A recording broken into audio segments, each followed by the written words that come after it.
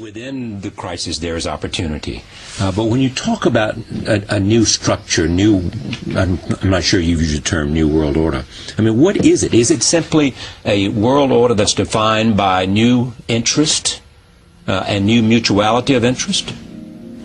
Well, that's certainly how you have to start. And I know the view that you start by converting the whole world to our political philosophy. I don't think that can be done in 1 or 2 terms of an administration. That's a historic process that has its own rhythm. The tipping point in Romania. We're seeing the biggest protests in Romania since the fall of communism, this over a decree. Weeks of protests against the government after cabinet passed a decree that could see politicians convicted of corruption walk free. To borrow a phrase from the historian Robert Kagan, this is the world that America made. It is also the world that I fear is now in danger of being unmade.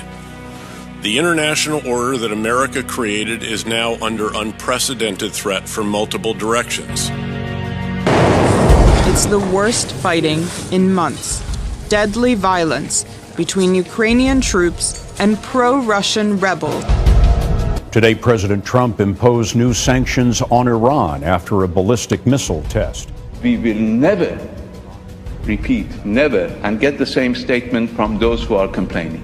Never use them against anybody, unless in self-defense, and we're sure that nobody has the guts again to attack us. They've all said that we're not going to answer to any threats. I mean, they don't speak anything but force. This is a country where they have state-sponsored marches in the streets where they claim, death to America. Security advisor Michael Flynn said the days of turning a blind eye to Iran's hostile and belligerent actions toward the United States and the world community are over. And as we are all aware, that following World War II, a world order was established, which has held for basically the last 70 years. Do you believe that world order is now under more strain than it's ever been? I think it's under the biggest attack since World War II, sir. Americans should not take the current international order for granted. It did not will itself into existence. We created it. Likewise, it is not naturally self-sustaining. We have sustained it. If we stop doing so, it will fray and eventually collapse. And the State Department announced today that 60,000 visas were revoked in the first week of the executive order, which bans travelers from Iran, Iraq, Libya, Somalia, Sudan, Syria, and Yemen. This is video of protests turning violent in California. Some rioters set this fire that you see right there outside the University of California, Berkeley. They were protesting controversial alt-right speaker Milo Yiannopoulos. The Breitbart News editor was set to speak on campus, but the school had to cancel his speech because of the chaos there. Are you optimistic a global system can happen? From what we've heard so far. It could happen, and in fact is in the works. Well, I have described him as an imposter and con man and a would-be dictator.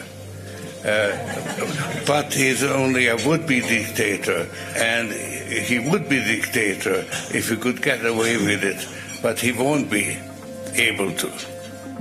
Canadian Prime Minister Justin Trudeau welcomed those fleeing war and persecution, saying that Canada would take refugees banned by the United States. We are also learning more tonight about the terror north of the border. And Prime Minister Justin Trudeau called the shooting a terrorist attack. The attack came only a day after Trudeau promised that Canada would welcome refugees temporarily banned by the United States.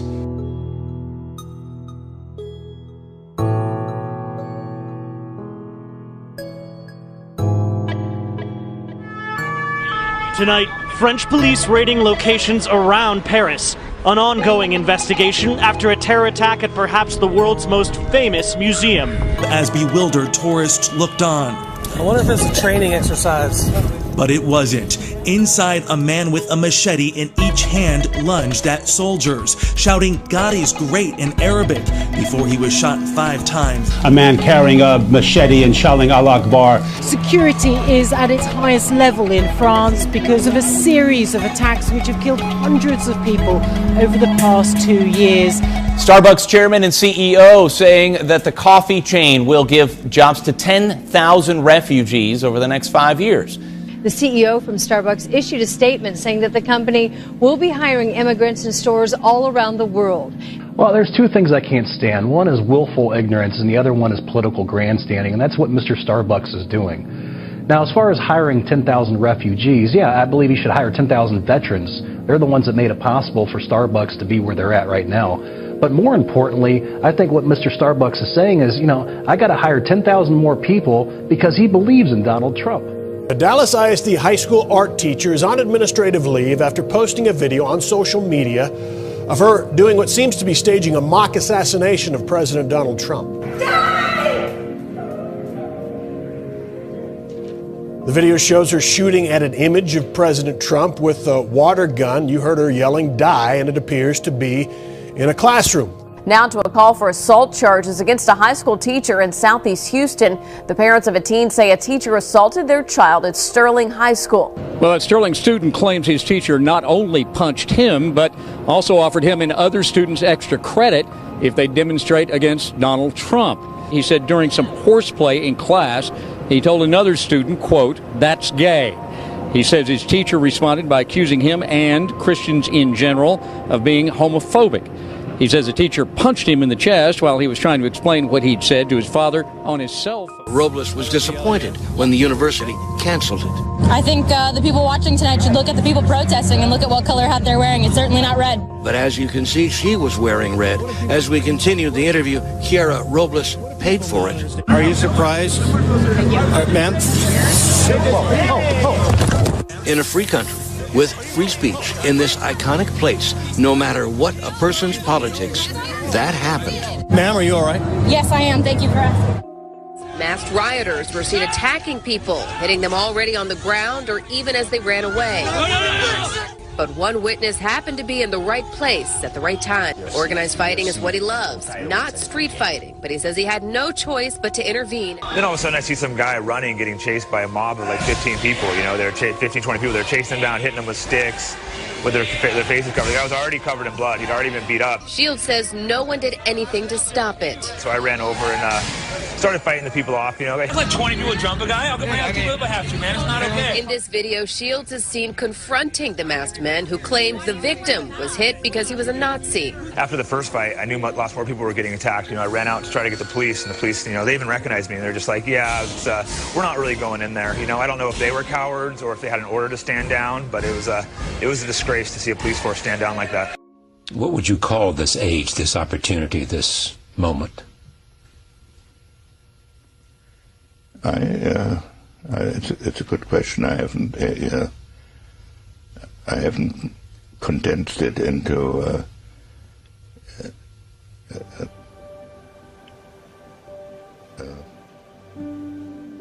and ultimately, the goal of one world government is to create a political,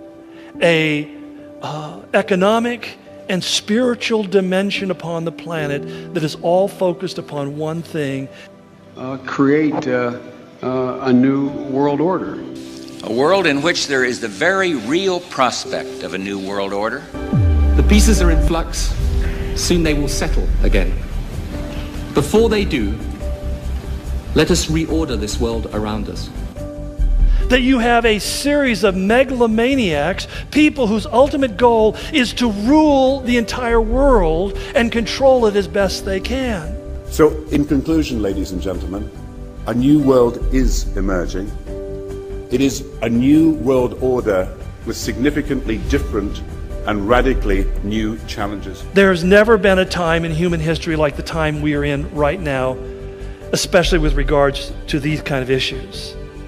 Because we are living in the first time in human history where a literal fulfillment of the idea of one world government and one world economy and one world religion has even been on the table for discussion. David Rockefeller said, "We are on the verge of a global transformation. All we need is the right major crisis, and the nations will accept the New World Order, global terrorism, that is changing the functioning of military and police forces into a cooperative effort centered around the organizational format of the United Nations." Appointed mayor of a small town in Collin County sent an open letter to her citizens explaining she's transgender. The town had known Jess Herbst like this, a man, for years, but now she's living as a woman. That we will see the curtain opening wider and wider, and the mystery of lawlessness will not be quite so mysterious anymore, but it'll be evidently played out before us. A new chapter in the long history of the Boy Scouts of America. Girls who identify as boys can now be part of the program. Well, the Golden State taking steps to be the first in the nation to add a new gender option on its driver's licenses. And we begin to embrace these things, not realizing that this is the mystery of lawlessness spreading through a culture. And we begin to simply become conformed to the temperature of the world around us. Keep in mind, when we look at the changes even in our own culture, going from a biblically based culture and morality and legal system to where we are going today, and you say, what's going on? The Bible says it's the mystery of lawlessness. What we're living in a culture, not just here, but it's sweeping the globe, of throwing off the will of God because we see them as shackles and restraints to living the way we want to live our lives. So that which once was unthinkable now has become doable and even desirable. It's the mystery of lawlessness. And what it means simply is the curtain is now open, and what has been hidden will suddenly become obvious and revealed. But here's the thing that concerns me. If we are not watching, if we're not becoming informed and understanding where these things are going, Jesus' warning again in Luke was, you're going to be deceived. It was the great Thomas Jefferson who said, "The God who gave us life gave us liberty." Jefferson asked, can the liberties of a nation be secure when we have removed a conviction that these liberties are the gift of God?